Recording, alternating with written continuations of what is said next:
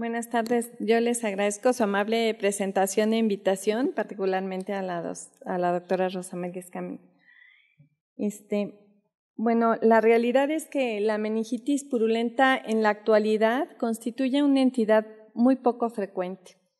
Sin embargo, su importancia radica en la gran mortalidad y en las severas secuelas neurológicas que deja en los sobrevivientes. El mayor impacto de la meningitis bacteriana, si bien se puede presentar en cualquier grupo etario, pero el mayor impacto se concentra fundamentalmente en el niño menor de 5 años. Y bien, con esta diapositiva en esta lámina les quiero hacer hincapié de lo importante que es la acuciosidad en un diagnóstico temprano que indudablemente tiene un impacto importante no solo en la sobrevida, sino en el número de secuelas.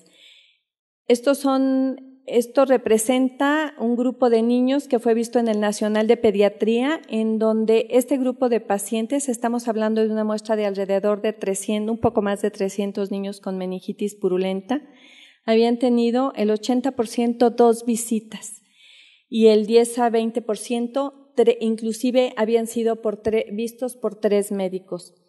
¿Por qué es esto? Porque el niño, como lo van a ver en la siguiente plática, el niño tiene manifestaciones clínicas que son comunes a enfermedades muy benignas y como es una entidad que no es tan frecuente, podemos hacer el diagnóstico en forma tardía, se nos puede ir. De aquí que la acuciosidad médica, el pensar en esta entidad, sea fundamental para hacer un diagnóstico temprano y un manejo oportuno. A pesar de ser una enfermedad poco frecuente, en Latinoamérica y el Caribe, la meningitis constituye el 5 al 6% de las defunciones en menores de 5 años de edad. Y se reportan que en nuestros países hay alrededor de 8,000 casos, estos son datos del Banco Mundial para el año 2010, con una mortalidad que oscila, que puede ser hasta del 30%, sobre todo en algunas regiones de Latinoamérica. La hipoacusia o cualquier tipo de secuela neurológica se puede presentar en términos globales dependiendo de la edad del niño, en el recién nacido es mayor, pero en términos generales hasta en el 30% de los pacientes. Sin embargo, hay países en donde la mortalidad, por ejemplo en África, puede ser del 50%, con secuelas neurológicas en el 50% de los sobrevivientes. Eso es lo que ha pasado de la mortalidad en México de los años 70 a la década de los 2000. Si nosotros consideramos que los niños que se mueren, vamos a suponer en los años 70 aproximadamente un 20%, porque pues la mortalidad ha disminuido en forma significativa, pues si se morían 1,000 niños, pues tendríamos en el país alrededor de 10,000 o 20,000 casos, dependiendo de la tasa de mortalidad en ese momento. Entonces, eso refleja el impacto que tienen las neuroinfecciones en cualquier país del mundo. Y la mortalidad indudablemente ha disminuido en forma significativa, sin embargo, como pueden ver, en México se reportan para el año 2010, pues se mueren alrededor de 400. Esta cifra puede estar subestimada o sobreestimada. Subestimada porque a veces el niño se puede morir de sepsis o de una alteración neurológica y nosotros ni siquiera hacemos el diagnóstico de meningitis purulenta. Y la otra posibilidad es que algunas meningitis virales o meningitis tuberculosas puedan ser mal diagnosticadas como meningitis bacteriana y estar en esta casuística. Sin embargo, independientemente, la mortalidad por neuroinfecciones es muy importante todavía en nuestro país. Y estos son algunos de los cambios que hemos tenido en los últimos 20 años probablemente en relación no solo a los cambios etiológicos, sino también en los cambios en mortalidad y en secuelas neurológicas. En el periodo neonatal, que meningitis neonatal es considerada en la actualidad la infección hasta los 28 días de vida. Y posterior a esto, pues ya es mortalidad en la edad pediátrica. Para el decenio de los 80, vean ustedes, en el instituto, el 60% de los niños con meningitis purulenta fallecían. Y eso ha disminuido a una tercera parte aproximadamente para el decenio de los 2000. Sin embargo, sigue siendo muy elevada. Y obviamente hay países en donde la mortalidad es mayor, pero esto, bueno, refleja la gravedad de la enfermedad independientemente del área, del grupo etario. Obviamente es más importante en el recién nacido, no más importante, es mucho más letal. Y en el niño mayor de un mes, del 19% de mortalidad que teníamos en el decenio de los 90, pues en los últimos años inclusive es menor al 5%. Pero ven ustedes, sigue siendo bien importante la mortalidad. ¿Cuál es el cambio epidemiológico que ha tenido la meningitis purulenta, no solo en Latinoamérica, sino en México? El Haemophilus influenza era el agente etiológico que con mayor frecuencia producía meningitis bacteriana fuera. Muchísimas gracias. Fuera del recién nacido. Y vean ustedes, en aquellos países en donde la vacuna contra Haemophilus influenza está integrada en el calendario universal de vacunación, esta enfermedad prácticamente se ha eliminado. En México se introdujo la vacuna en 1999, en Estados Unidos en 1990. ¿Qué otro germen importante es fuera del periodo neonatal? El Streptococcus pneumoniae. En aquellos países en donde la vacuna se introdujo a partir de la década de los 2000, como en Estados Unidos, la meningitis por neumococo también ha disminuido en forma significativa. En México se introdujo también en el decenio de los 2000 la vacuna contra neumococo y se ha observado un descenso, sin embargo, pues todavía tenemos casos. Esto es lo que sucede lo que pasó en el Nacional de Pediatría, vean, de la década de los 80, la línea verde nos indica el número de casos que teníamos, veíamos alrededor más de un paciente por mes, 1,5 casi por mes, y vean ustedes cómo disminuyó. De hecho, la tendencia iba hacia abajo cuando se implementa la vacuna en forma rutinaria en el 99, pero la vacuna años previos se utilizaba en algunas poblaciones, en niños de bajos recursos o en la consulta privada. Entonces, muy probablemente eso también contribuya, además de que las enfermedades en forma natural tienen aumentos y descensos que no están relacionados necesariamente con la prevención, que indudablemente es la mejor manera de evitar una enfermedad, pero hay muchos otros factores que influyen, que determinan la disminución o el aumento de una enfermedad. Y neumococo, que se ha mantenido prácticamente sin cambios, con un descenso importante en los últimos años. Estos son datos del instituto, pero muy probablemente refleje lo que sucede en el país.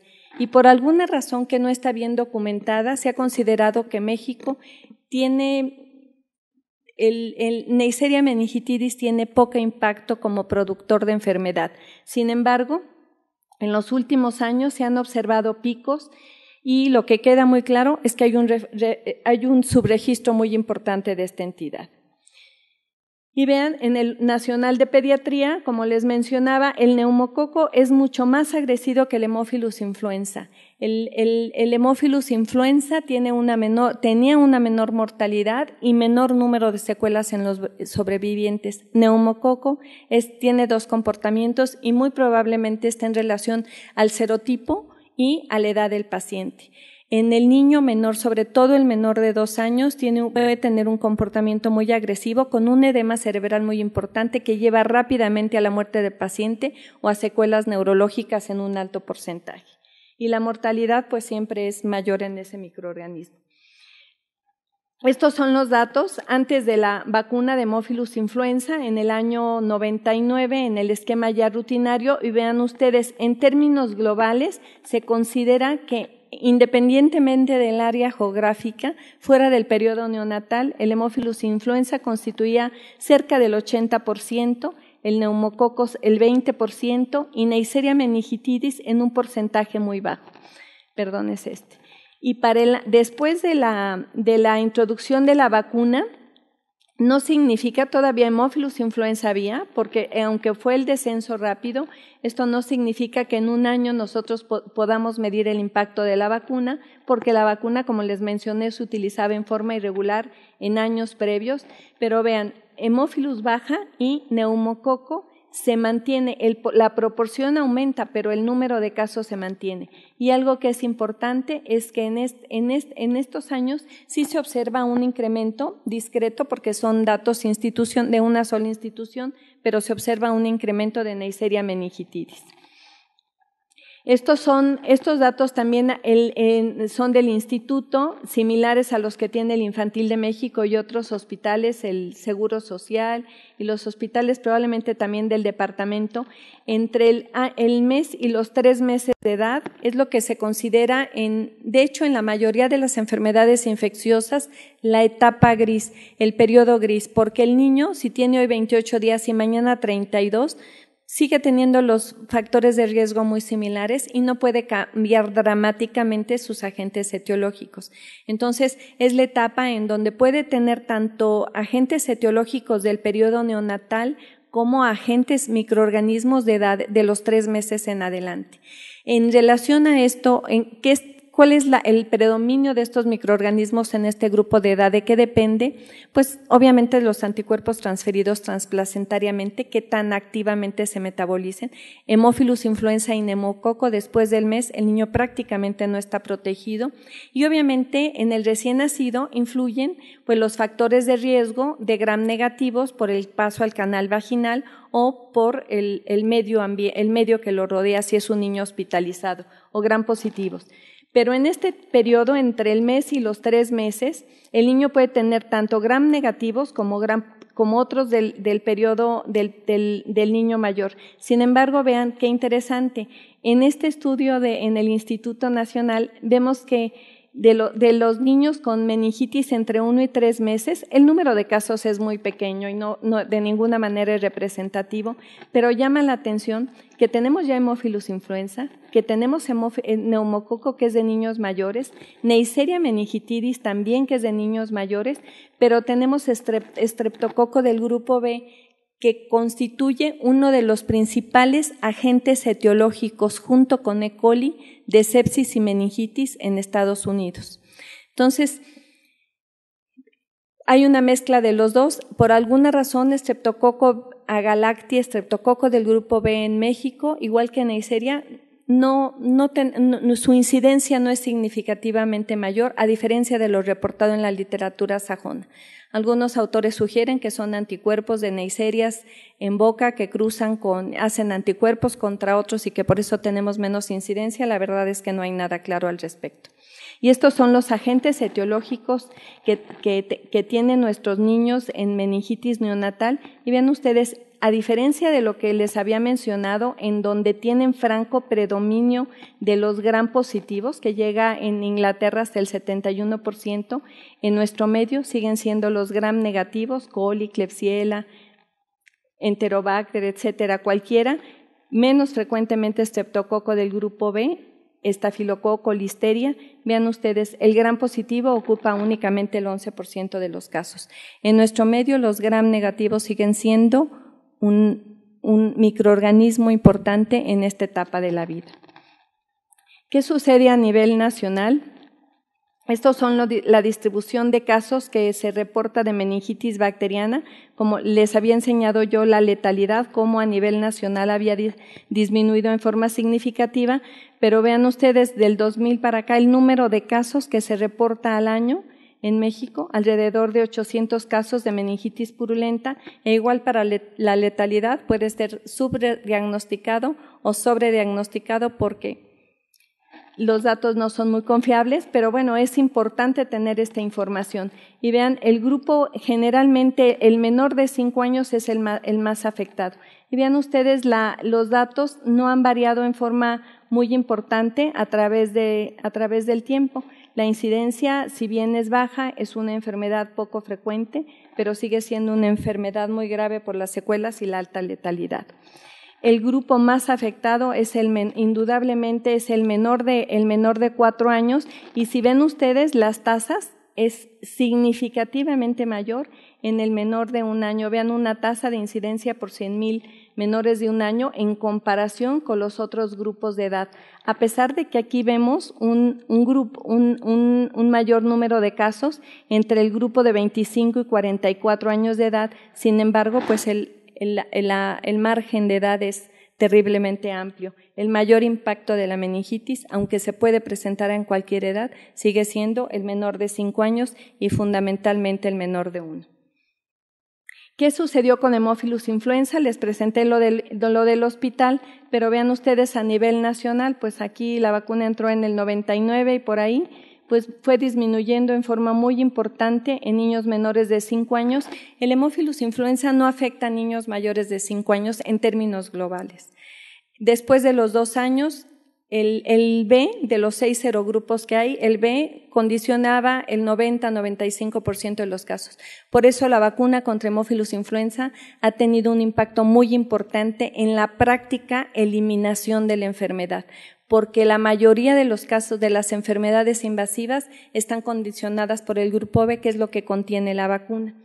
Entonces, pues el menor de 2 años no es capaz de producir anticuerpos en forma natural porque es un polisacárido, es un antígeno muy rudimentario que no lo reconocen las células T. Pero después de esa edad, el niño, por cruce antigénico, hace anticuerpos y después de los 5 años es muy infrecuente, si hay casos en niños de 10, 15 años, pero es extraordinariamente raro. ¿Qué llegamos a ver? En la actualidad, si un niño tiene Haemophilus influenza tipo B como enfermedad invasiva, tiene 2 posibilidades. La primera es que sea un inmunodeficiente. Fundamentalmente esos niños que no tienen condisgamas, hipogamas o gamaglobulinemias, VIH puede ser, y más remotamente que no esté vacunado.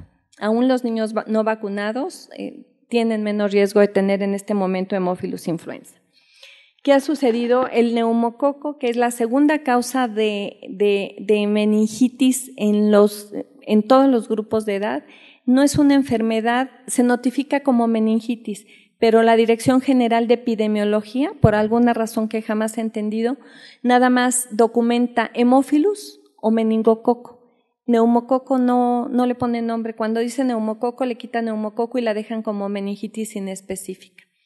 Entonces, los datos que tenemos a nivel nacional pues son los de meningitis meningocóxica y vean, los casos normalmente se presentan alrededor, en términos globales entre meningitis y meningococcemia, son alrededor de 72 casos anuales, pero vean ustedes, casi siempre de repente hay un brote y entonces meningitis es una de las características que se puede presentar, es endémica con brotes esporádicos y vean ustedes, de repente hace sus picos como en este caso, pero se ha mantenido en forma prácticamente constante, con variaciones significativas en los diferentes estados. A mí en esta lámina me llama mucho la atención Baja California, que tenga la incidencia, la tasa nacional, que está estimada en 0.6 por 100,000 habitantes de meningococo, que es en el mundo el país que menor incidencia tiene de meningococo en todo el mundo. 0.6 es la tasa.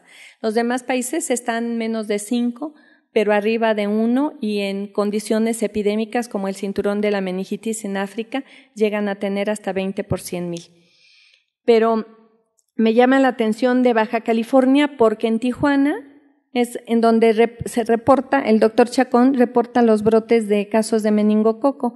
Eso significa que pues indudablemente hay un subregistro de la enfermedad. Estos datos de que podemos presentar e inclusive podemos analizar se debe a al trabajo que hacemos todos para notificar los casos de meningitis o de enfermedades invasivas por estos microorganismos que le permiten a las autoridades, a las gentes de quien dependan las estrategias de control, pues implementar lo que sea más conveniente para el país. Entonces, pues esto, finalmente tenemos datos, que eso es muy importante, pero esto pone en evidencia el subregistro tan importante. Y igual que las meningitis por otras etiologías, el mayor número de casos se encuentra en el menor de 5 años, aunque en esto también tenemos entre los 25 y 50 años. Aquí llama un poco la atención porque lo que está reportado en la literatura es que en condiciones endémicas, meningococo afecta al menor de 1 año. Cuando hay brotes epidémicos, se afecta tanto el menor de 1 año, como sucedió en el 2011 en el reclusorio norte, en donde hubo un brote en el reclusorio, hubo varios fallecimientos, a causa de estos. De hecho, gente que ni siquiera iba a visitar, pero que fueron contactos de los que fueron a visitar a sus familiares.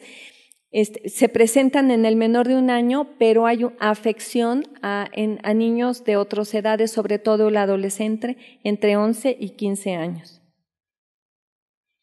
¿Qué otros cambios ha visto la meningitis? Bueno, a través del tiempo, pues obviamente, indudablemente la resistencia de los gram negativos a las penicilinas, inclusive a las cefalosporinas. Streptococcus agalactiae, pues se ha mantenido prácticamente sin resistencia, aunque hay unos reportes de tolerancia. Listeria monocitógenes, esto es bien importante, es muy infrecuente, pero es extraordinariamente agresiva. Se presenta o en el neonato, que es poco frecuente, o en el niño inmunocomprometido, sobre todo como depende de inmunidad celular, pues en el niño que recibe en forma crónica esteroides. Sin embargo, en ellos es muy infrecuente. Es bien importante que la asociación tiene una actividad bactericida de un betalactámico con un aminoglicósido. En Haemophilus influenza, el tratamiento inicialmente en los años antes de los 80 era ampicilina y sin embargo pues apareció la resistencia, en la actualidad es igual del 35% por producción de betalactamasas y al cloranfenicol del 5%, y se ha mantenido porque hace ya muchos años que no se utiliza. Era un muy buen bactericida en los casos de meningitis por Haemophilus tipo B, pero esto es a través de una resistencia enzimática, de una acetiltransferasa.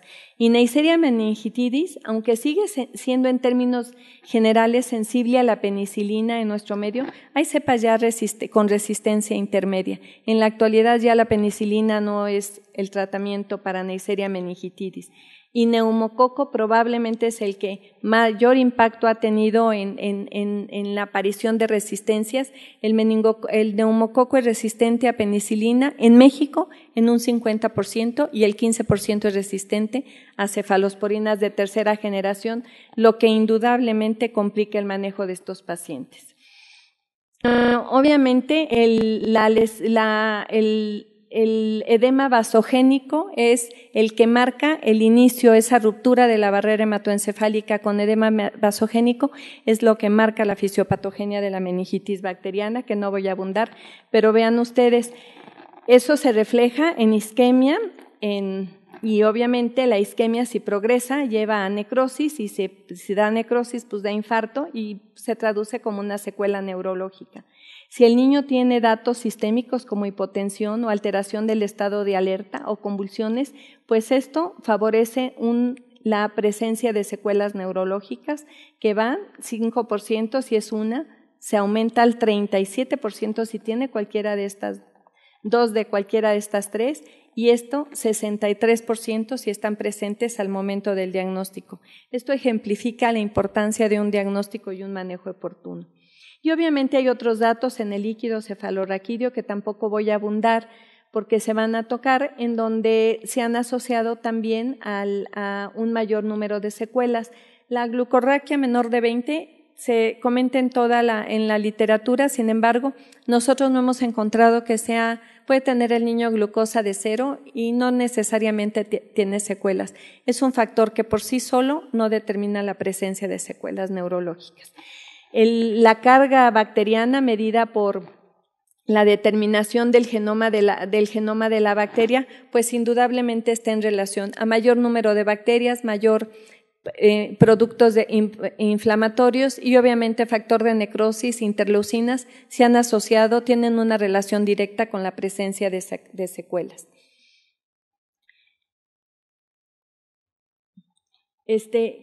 ¿Qué exámenes nosotros, además del líquido cefalorraquídeo, que es la prueba angular para el diagnóstico de meningitis purulenta, pues la tomografía axial computarizada? La realidad es que los avances tecnológicos han modificado significativamente el pronóstico de estos niños. La detección temprana de complicaciones permite un manejo más oportuno y más racional. Antes era al ojímetro, antes del ultrasonido, y pues obviamente nada más en los niños con fontanela abierta, y el ultrasonido pues nada más nos ayuda a ver hidrocefalia, los higromas, el higroma subdural cuando son grandes, si hay compresión es muy grande, si no, no se detecta, los laminares se pierden, que finalmente no importa porque el laminar se reabsorbe, pero el ultrasonido para complicaciones neurológicas no es tan adecuado como una tomografía. El absceso cerebral, que después van a hablarles de complicaciones, que es una complicación poco frecuente. La terapia tiene como fundamento pues la esterilización pronta del líquido cefalorraquídeo. Para eso se requieren antibióticos que tengan muy buena penetración al sistema nervioso central, pero además de que penetren, que las concentraciones mínimas para inhibir el crecimiento bacteriano estén al menos sean 15 veces más que las mínimas inhibitorias para el microorganismo identificado. Estos son los antibióticos que utilizamos en meningitis, ya sea neonatal o fuera del periodo neonatal. Y obviamente la meningitis purulenta, hace muchos años se ha complicado porque no solo se produce por gérmenes habituales, sino cualquier microorganismo, sobre todo en las nosocomiales o en el paciente inmunocomprometido. En términos generales, consideramos que un niño de 1 mes a 3 meses de edad debe de recibir vancomicina y una cefalosporina de tercera generación. Esto es fundamental. Esta combinación en México se debe de usar en todos los casos en niños de 3 meses en adelante con un líquido turbio o purulento. ¿Por qué? Porque sabemos que el neumococo, que es el microorganismo más frecuente en la actualidad, es resistente a la cefalosporina de tercera hasta en el 15%. Entonces se utiliza vancomicina. Me dicen, bueno, ¿y por qué vancomicina no sola? Porque vancomicina no penetra tan bien y tiene cierta sinergia en los casos de neumococo. Entonces, este es el tratamiento. Y si el niño finalmente tiene un meningococo, pues ya sí se determina, se retira vancomicina y se deja ceftriaxona, porque como les mencioné, hay cepas de meningococo que son tolerantes a la penicilina. En el niño menor de 3 meses, en el periodo neonatal, es ampicilina más una cefalosporina de tercera generación. Hay muchos estudios que no voy a abundar en cada uno de ellos con cefalosporinas de cuarta generación, con carbapenémicos como imipenem, cilastatina y meropenem, que son útiles para el manejo de la meningitis en cualquier grupo de edad, pero en el niño con neumococo no han demostrado ni los carbapenémicos, ni las cefalosporinas de cuarta, ni las quinolonas de nuevas generaciones ser superiores a la combinación de vancomicina más ceftriaxona o cefotaxima. Y vean, la duración de tratamiento es fundamental. Para neumococo en nuestros niños se sugiere siempre de 10 a 14 días. Hay datos que sugieren que pudiera ser un manejo de menos días mejor, o no mejor, equivalente a un tratamiento de 10 a 14 días. Sin embargo, el diagnóstico en nuestro medio se hace entre 48 y 72 horas, que es extraordinariamente tardío. En la literatura sajona se hacía en las primeras 24 a 36 horas. Entonces, son poblaciones no comparables. Para Haemophilus influenza, pues era igual de 10 a 14 días. Y vean, por ejemplo, para meningococo sin meningococcemia, porque el 30% puede cursar con meningococcemia, con una mortalidad del 30%, son únicamente de 7 a 10 días.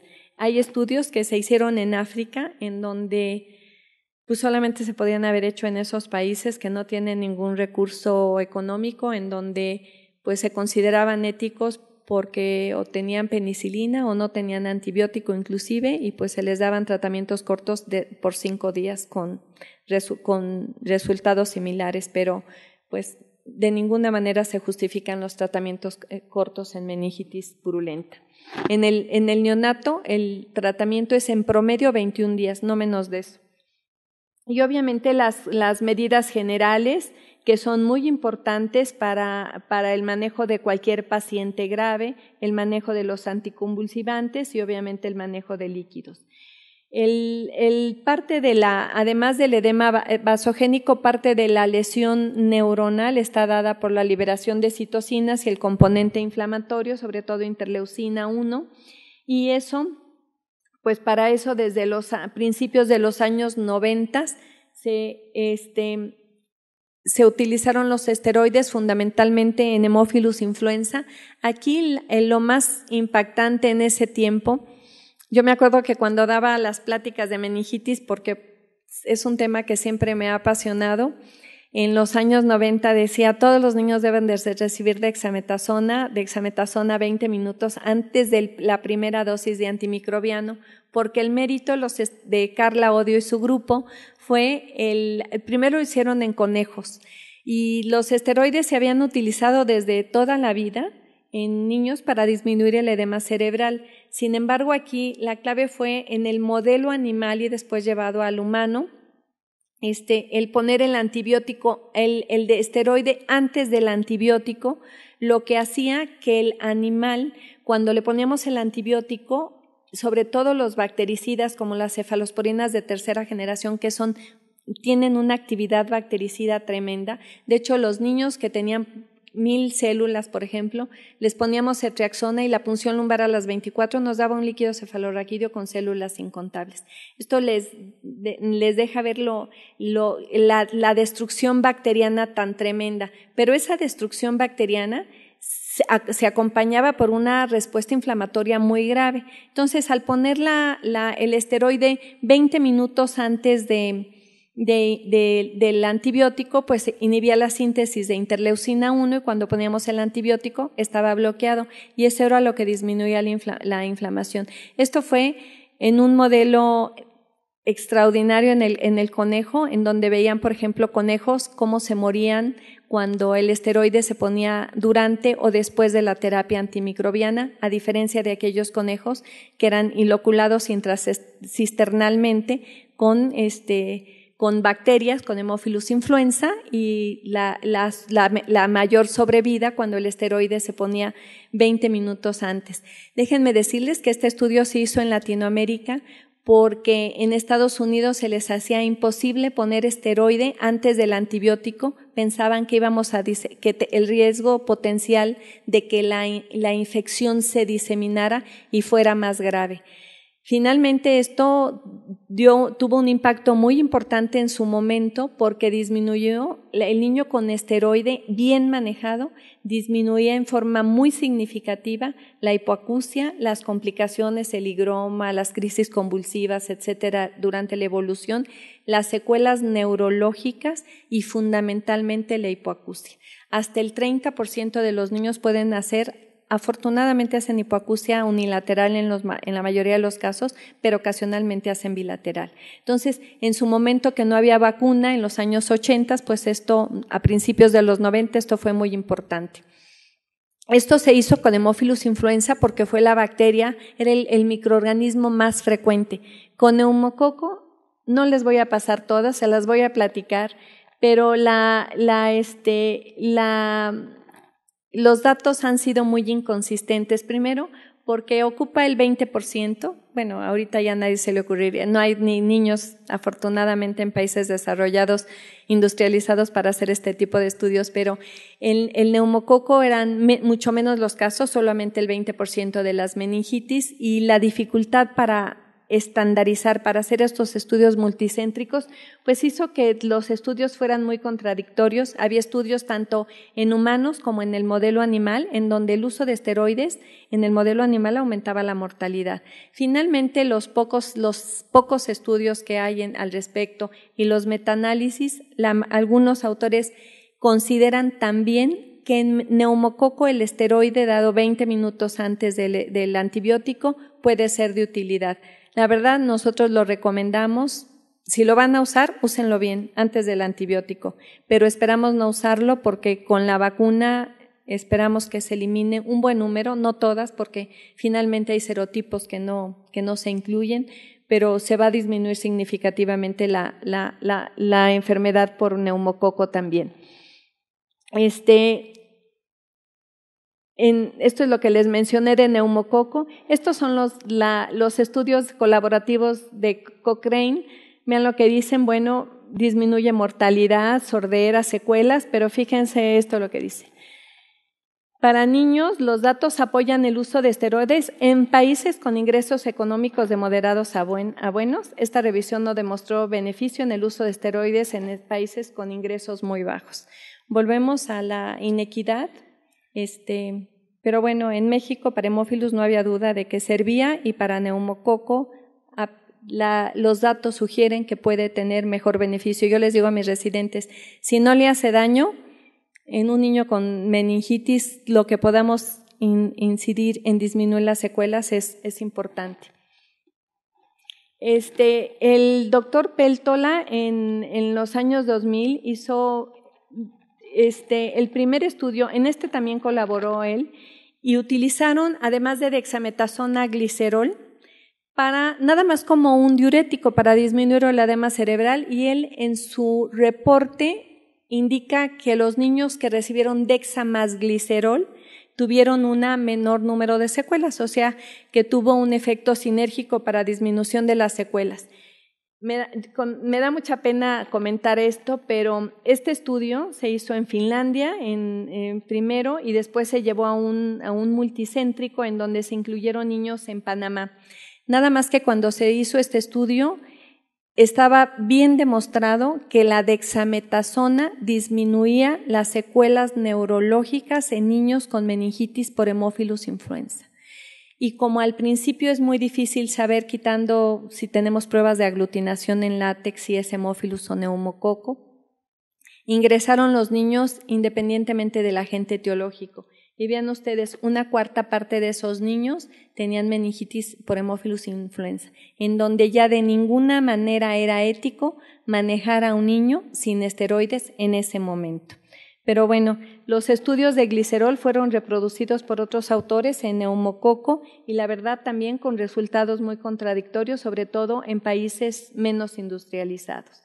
Lo más importante en la meningitis bacteriana, así cuando hablaba apasionadamente de la dexa y del glicerol, ahora les puedo comentar qué es la prevención.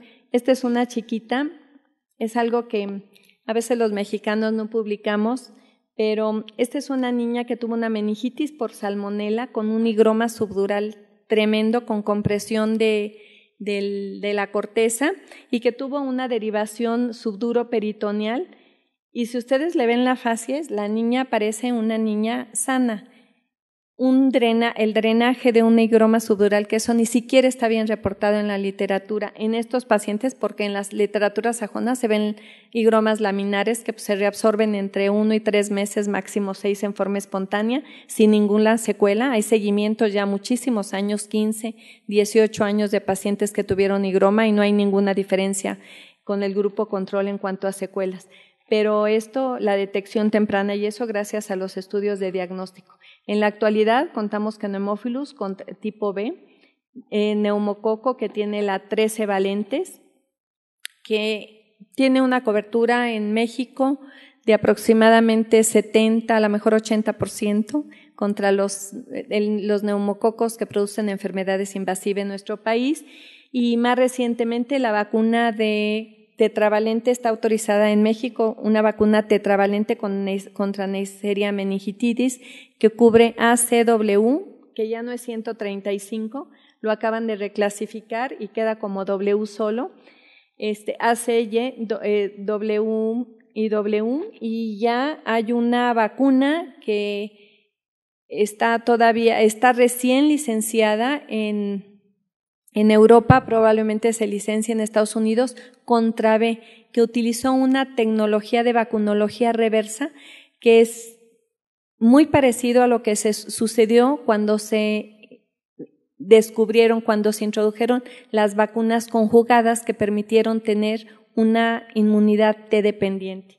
Entonces, pues bueno, en este momento tenemos vacunas contra los microorganismos más importantes. Esta es muy viejita, pero vean ustedes pues las diferencias, ¿no? La inequidad en las diferentes partes del mundo. Entonces, pues esperamos que las vacunas no solo estén en México, sino le lleguen a todos los niños y sobre todo a los más necesitados. Muchas gracias por su atención.